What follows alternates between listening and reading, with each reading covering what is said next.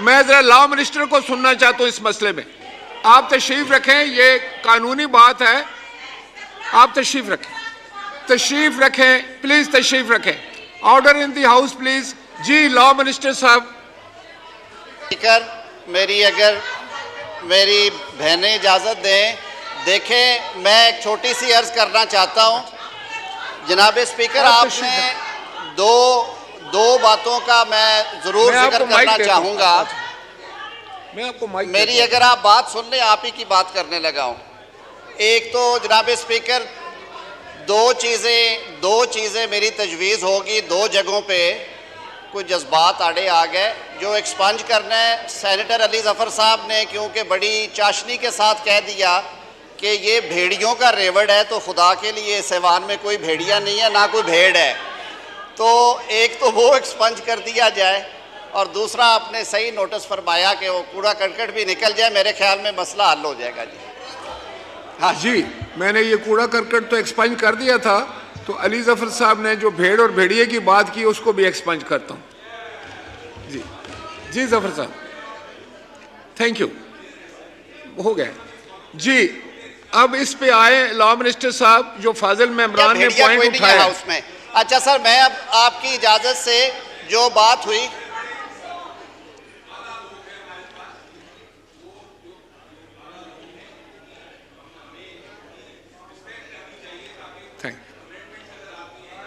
मैं सर अगर एक्सप्लेन कर दूं, मेरे ख्याल में आप एक्सप्लेनेशन अगर मैं एक्सप्लेन कर दूं, उसके बाद आप हाउस की सेंस ले लीजिएगा कि आज करना है, सुबह करना है। किसी को कोई जल्दबाजी नहीं है। प्लीज।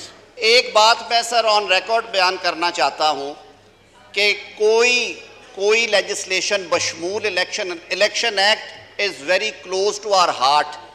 पार्लियामान तख्लीक होती है इलेक्शन एक्ट के नतीजे में, और मोहतरम ख्वाजा आसिफ साहब ने दुरुस्त फरमाया, ये इलेक्शन एक्ट की 54 तरामीम थी जो इसी जॉइंट सिटिंग में आज से 1.5 साल पहले 1.5 या 2 मिनट में कर ली गई थी। रेड एज अ होल पढ़ा गया, कहा गया, और यहाँ से पढ़े जा रहे थे।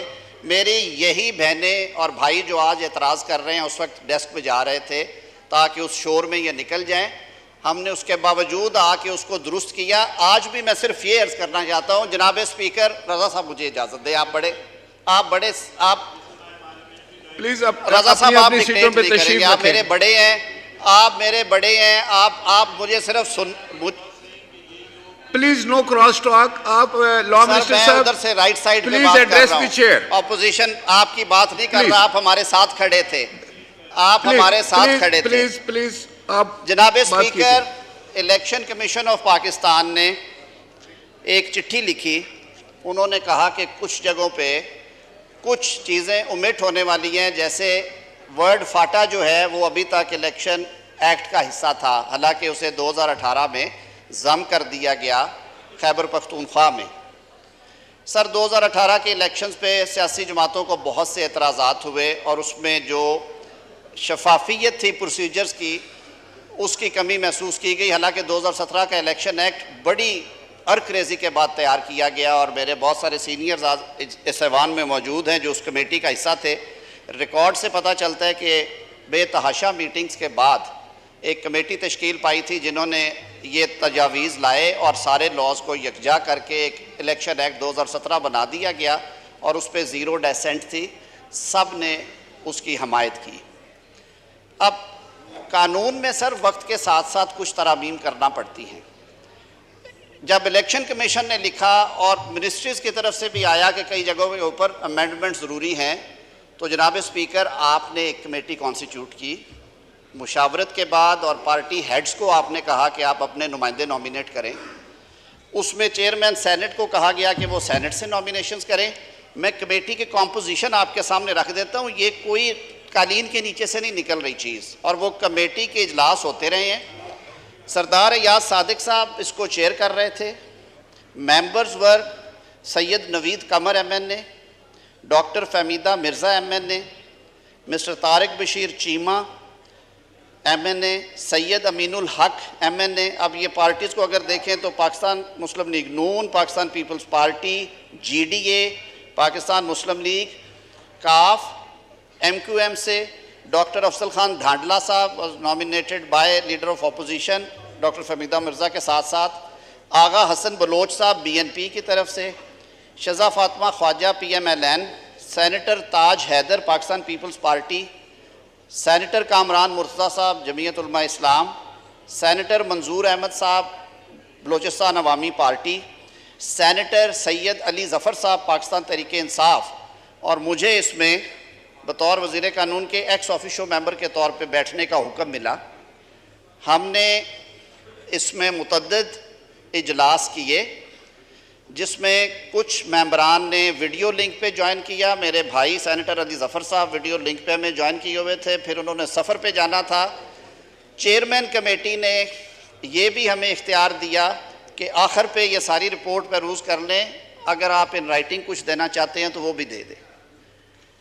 कमेटी के सेक्रेटरी जवाद नकवी साहब ने सारी चीज़ें एक क्लॉज बाय क्लॉज सर इनको नोट किया गया। अब बाय द टाइम ये रिपोर्ट तैयार हुई, 11 तारीख को सर तकरीबन 3 घंटे का सेशन हुआ, 12 तारीख को जुलाई को फिर को 2-3 घंटे, ये 2 बजे से 5 बजे तक बैठे, फिर 13 जुलाई को बैठे सर, फिर 17 जुलाई को बैठे, और फिर फाइनली 18 जुलाई को।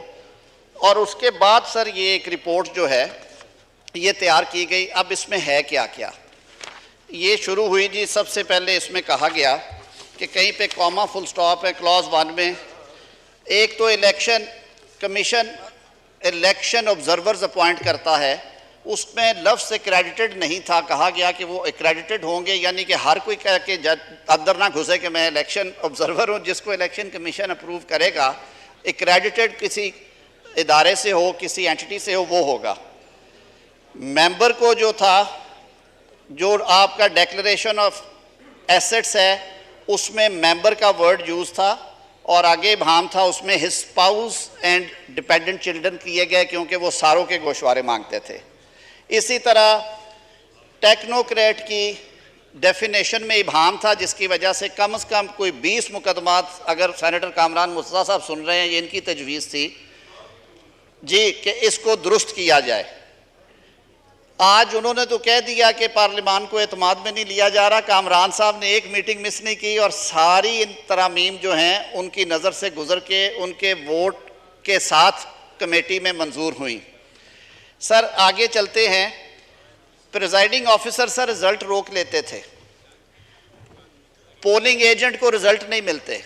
ये आम शिकायत है जिसकी वजह से इलेक्शन की शफाफियत पे उंगलियां उठती।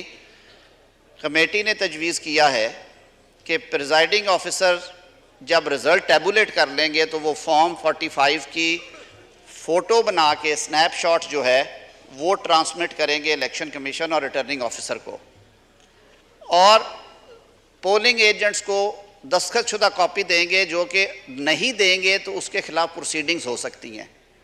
सर 3-3 दिन रिज़ल्ट रोक लिए जाते हैं कि पोलिंग स्टेशन नंबर 5, 9, 18, 47 का नतीजा अभी तक अवेटेड है, और लोग इंतज़ार में और कहते हैं जी फिर उसी में कुछ होता था। शफाफ करने के लिए कहा गया कि रात 2 बजे तक हर सूरत नतीजा जो है वो ट्रांसमिट करेगा, वरना प्रिजाइडिंग ऑफिसर एक सर्टिफिकेट लगा के रिटर्निंग ऑफिसर के पास पहुंचेंगे।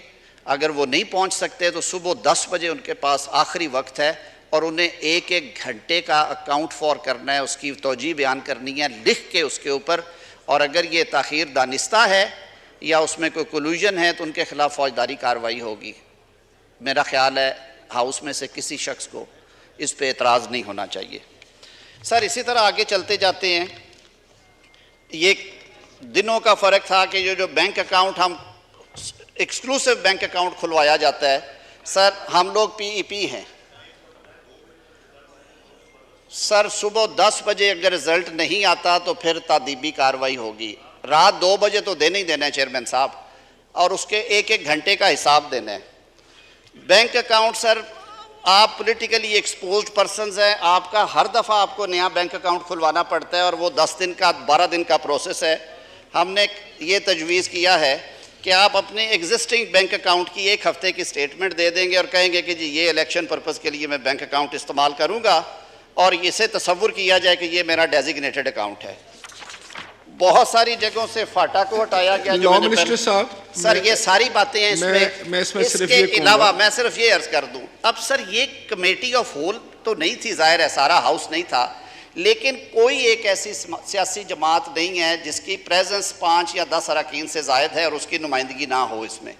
अब हुआ क्या, एक इलेक्शन एक्ट जो है सर, कोई आपने कुछ चीज़ें हैं वक्त की जो पाबंदी थी कि अब नेचुरली 12 अगस्त तक कौमी असम्बली ने अपनी मियाद पूरी करनी है। इलेक्शन एक्ट एक बिल जो है वो जॉइंट सिटिंग में पेंडिंग है। कमेटी ने ये जब सारी चीज़ें कंसेंसस के साथ कर ली तो ये फैसला किया गया कि जब वो इलेक्शन एक्ट यहाँ पे डिस्कस होना है। मिनिस्टर साहब, ये तो अभी आइटम आया ही नहीं, इस पे मेरा ख्याल है बहस नहीं होनी चाहिए। आप तो समझते हैं रूल्स और प्रोसीजर को, लेकिन मेरा कहने का मकसद ये है कि मेंबरान की तरफ से जो ऑब्जेक्शन आया था वो ये था कि अगर अमेंडमेंट करनी है तो एक 1 डे का, कंप्लीट 1 डे का नोटिस जो है वो मेंबरान तक होना चाहिए, ताकि अमेंडमेंट वो पढ़ कर आएँ और अगर वो उसमें कोई बात करना चाहें या समझना चाहें तो कर सकें। तो क्या मैं अपने सेक्रेटेरिएट से भी पूछना चाह रहा हूँ कि क्या ये जो है ये सर्कुलेट की गई थी अमेंडमेंट्स? कल तक तो सर तैयार करके काम का बोझ ज़्यादा है या किसी वजह से नहीं, लेकिन ये जो सारा पैकेज है जब ये रिपोर्ट फाइनल हो गई, इन्हें ये क्योंकि गवर्नमेंट बिल है इसमें गवर्नमेंट की तरफ से भी अमेंडमेंट आ सकती हैं। मिनिस्टर इंचार्ज ने ये अमेंडमेंट्स कल तैयार करवाई थी। कमेटी की सिफारिशात के अलावा इनमें कॉमा फुल स्टॉप भी चेंज नहीं किया गया, और इस अंडरस्टैंडिंग के साथ कि ये अमेंडमेंट्स क्योंकि कंसेंसस के साथ फैसला हुआ था, ये हाउस के सामने टेबल पे भी होंगी और पढ़ी भी जाएंगी और उसके बाद इन्हें उस हाउस ने मंजूर करना है या रिजेक्ट करना है वो मेरे ऐवान का इख्तियार है, वो किसी और शख्स का इख्तियार नहीं है। तो ये इसमें बैकग्राउंड है, कोई चीज़ छुपा के नहीं हो रही, कोई चीज़ अंडर द कारपेट नहीं हो रही। मीटिंग में ये सारी चीज़ें डिस्कस होती रही हैं, इत्तफाक़े राय के साथ एक रिपोर्ट तैयार की गई, उस रिपोर्ट के ऐन मुताबिक ये अमेंडमेंट्स जो हैं वो जो पेंडिंग इलेक्शन बिल है। अब रही बात कि कहा गया कि एजेंडा बहुत लंबा, और ये ऊपर से बिल्कुल ऐसा नहीं है सर। जॉइंट सिटिंग में लेजिस्लेशन के कुछ आइटम सर ऐसे भी हैं जो कि 1.5 साल से 2-2 साल से सर पड़े हैं। सर हम लोग यहाँ पे कानून साजी करने आते हैं, हमारा जो पहला फ़र्ज़ है बतौर पार्लियामेंटेरियन वो लॉ मेकिंग है सर। सर अगर कोई लेजिस्लेशन, कोई बिल 1.5 साल, 1.25 साल, 12 माह, 8 माह, 6 माह से अगर है, और सारे पाकिस्तान को मालूम है कि असम्बली की मुद्दत जो है वो 12 अगस्त की रात ख़त्म हो रही है, तो जनाब स्पीकर क्या ये हमारा फ़र्ज़ नहीं है कि जो पेंडिंग लेजिस्लेशन है वो ऐवान के सामने आए? ये वो बिल हैं जो 10-10 दफ़ा सर्कुलेट हुए हैं सर, जो 12-12 दफ़ा जिन पे डिबेट भी हुई है। अब जैसे कहा गया कि आइटम नंबर 1 जो है, आइटम नंबर 1 जो है वो फिर लगा दी गई CII, उसमें जब ये सेनेट से राना मकबूल अहमद खान साहब का बिल पास हुआ था और फिर ये कौमी असम्बली से पास ना हो सका, ये सारे लवाजमात पूरे थे, मैंने आज वो विड्रॉ करना था इस तजवीज़ के साथ कि जो सेनेटर राना मकबूल अहमद साहब का बिल है उसे ये हाउस अडॉप्ट कर ले विद कपल ऑफ अमेंडमेंट्स। तो ये सर सूरत हाल है, इसमें ना तो किसी किस्म की बदनीयती एट्रीब्यूट की जा सकती है, ना ही कोई ऐसी इनडिसेंट हेस्ट की गई है। और चेयरमैन कमेटी अयाज सादिक साहब मौजूद हैं, आपने कमेटी कॉन्स्टिट्यूट फरमाई जनाब स्पीकर, हमने तो पूरी दिल जमी से ये काम किया और कौमी मुफाद में किया, मुल्क की खिदमत समझ के, अपना फ़र्ज समझ के अदा किया है, ना कोई बात छुपी ढकी। ये तो रिपोर्ट तैयार हुई है आज से 5-6 रोज़ पहले की और सबके नोटिस में होना चाहिए। Thank you Sardar.